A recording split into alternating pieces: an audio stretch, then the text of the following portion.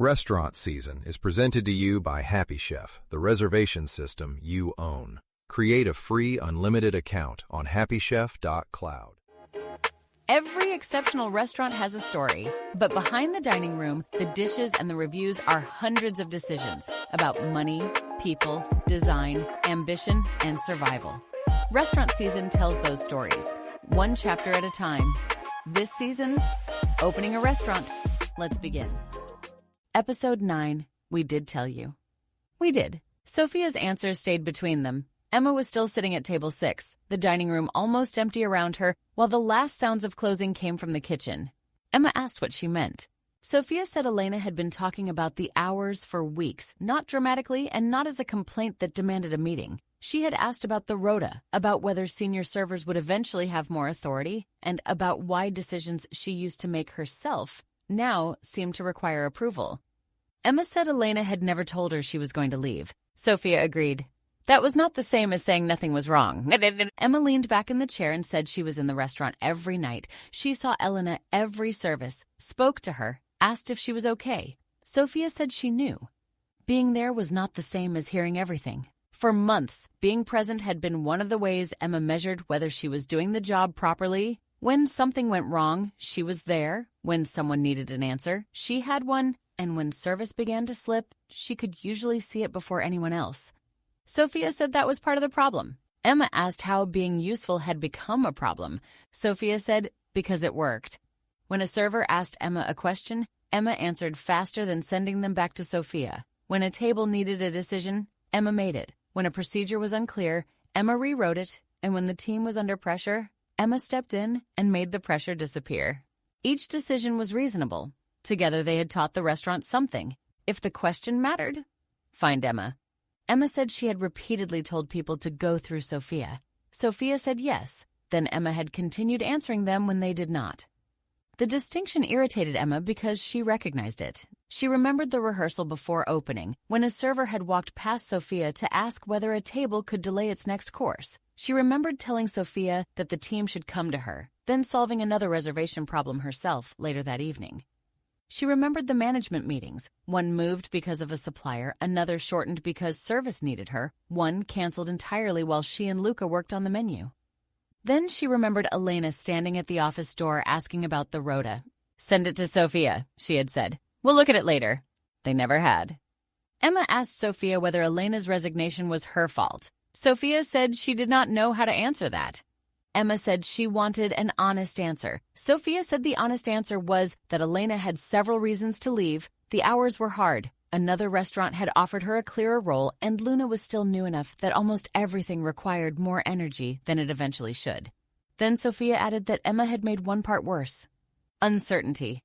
Elena had been hired as a senior server. Sometimes she was expected to lead, sometimes Sofia led, sometimes Emma stepped in, and nobody could predict which version would exist when pressure arrived. Emma said pressure was exactly when she needed to be involved. Sofia asked why. The question landed badly. Emma said because the stakes were higher. Sofia said the stakes were higher for everyone. Emma stood and walked toward the bar. She said there had been nights when her intervention had saved service. Sofia agreed immediately. Friends and family. Opening week, the refrigeration problem, the wine delivery, the table pacing on the second Friday. She was not asking Emma to pretend those things had not happened. She was saying that every time Emma solved something faster than the person responsible for it, the next problem became more likely to come to Emma first. Emma said that sounded theoretical. Sofia asked who the team went to when a guest wanted an exception, who they asked when a table needed to move, who approved a change to a service procedure, who answered when the junior manager was unsure. Emma sat down again. The answers were not all Emma. Enough of them were. The next afternoon, Elena came in before service for one of her final shifts. Emma asked if they could talk. They sat at the bar. Emma had prepared questions during the morning, but by the time Elena sat down, most of them felt wrong. She asked if the new job was better. Elena said she did not know yet. It was different. 4 nights most weeks instead of 5. A shift leader title. More responsibility for the room. Emma asked whether she had wanted that at Luna. Elena looked surprised. Yes. Emma asked why she had not asked. Elena said she had, not formally and not with a proposal, but she had asked Sofia what decisions senior servers were supposed to own. She had asked whether she could handle more of the closing process, and once she had asked Emma directly whether she could take responsibility for late tables when Sofia was occupied. Emma remembered the conversation. She had said that would be useful. Then, during the next service, Emma had answered one of those late table questions herself. Elena said she understood why. Emma was good at it. That sentence hurt more than criticism would have. Emma asked if she could have done something that would have made Elena stay. Elena thought for a moment. Maybe. Before she stood, Elena said something Emma did not expect. Luna was the best restaurant she had worked in for years. Emma looked at her. Elena said that was part of why leaving had taken so long. That evening, Emma watched service differently. For once, she tried to watch the route questions took. At 6:40, a server asked the junior manager, Amir, whether a table could switch from the tasting format to a la carte after the first course. Amir looked toward Emma. Their eyes met. Her first instinct was immediate. She knew what she would say. Instead, she looked away. Amir went to Sofia. Sofia asked him what he thought. He gave an answer, and she told him to do it. The entire exchange took less than 30 seconds. At 7:10, a guest complained that the room was cold. A server adjusted the air without asking Emma. At 7:35, Luca changed the firing order on 2 tables and told Sofia, not Emma. At 8, nothing important had happened. Emma found that strangely difficult. She had always understood a quiet service as evidence that the restaurant was working. Now she began to see another possibility. Sometimes a service looked quiet because dozens of small decisions were being made before they reached her. At 8:23, the host came quickly toward Sofia. A party of 4 had arrived with a confirmation email for that evening. The reservation system showed them for the following night. Luna was full. Emma heard enough to understand the problem. She moved before she decided to. Sofia saw her coming. She said she had it. Emma stopped. The 4 guests were standing near the entrance, one of them holding the confirmation on a phone. Emma knew the options immediately. Table 8 was finishing mains. Table 12 had only just received starters. 2 seats at the bar could become 4 if the corner was cleared, and 1 late reservation had not yet arrived. She could solve it. Sofia walked to the guests. Emma stayed where she was. For the next few minutes, she hated almost every part of Sofia's solution.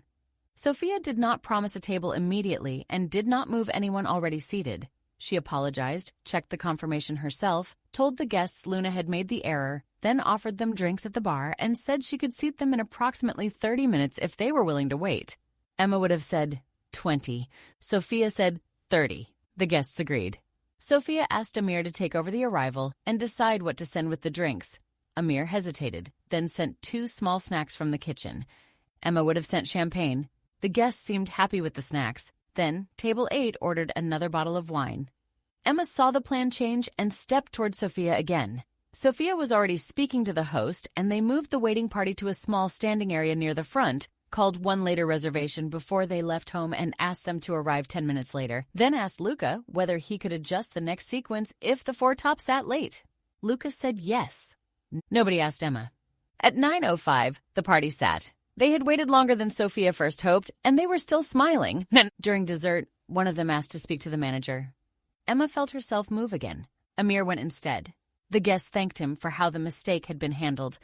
Amir returned to the service station, trying not to look pleased. Emma saw Sofia see him. Neither looked at Emma. After service, Emma asked Sofia why she had said 30 minutes instead of 20. Sofia said because 20 required 3 things they did not control to happen exactly on time. Emma asked why she had not comped the drinks. Sofia said because the guests had not needed free drinks, they had needed someone to tell them clearly what was happening. Emma would have done it differently. That was the point. Sofia's version had worked. The next morning, Emma and Sofia finally had the management meeting they had postponed for weeks. It lasted more than an hour. They went through decisions one by one, what Sofia owned without asking, what Amir could decide, what required Emma, and what did not. Guest recovery below a certain level belonged to Sofia. Table moves belonged to the floor manager. Routine reservation exceptions belonged to the host and Sofia. And service procedures would not be rewritten in the middle of service unless something was genuinely unsafe or impossible. Emma could still intervene. The difference was that intervention would become an exception, not the operating model. Sofia said writing the rules was the easy part. Emma knew what she meant. The difficult part would begin the first time Emma thought she had a better answer. That night, a server asked Emma whether a late table could skip one course. Emma knew the answer. She told him to ask Amir. The server looked briefly confused. Then he did. Emma stayed near the front window. The dining room moved without her. Not perfectly. Amir made one call she would not have made. Sofia let a table wait slightly longer than Emma preferred, and Luca sent one course earlier than she would have chosen. Nothing broke. The restaurant did not become less hers because other people made decisions inside it. For the first time, watching service continue without her did not feel like losing control. It felt like discovering something. Her phone vibrated. A message from Mireille. Latest numbers attached. Emma opened the file. Labor had improved slightly, revenue remained strong, and cash was still below where the plan said it needed to be. The restaurant had not suddenly become healthy because Emma had learned to stand still for one service. She looked up from the screen. Amir was handling a guest near the bar. Sofia was speaking to the host. Luca was at the pass. No one was looking for Emma. For months, she had treated every difficult question as something she needed to answer. The next phase of Luna had too many questions for one person. Emma looked at Mireille's numbers again. This time, that did not feel like failure.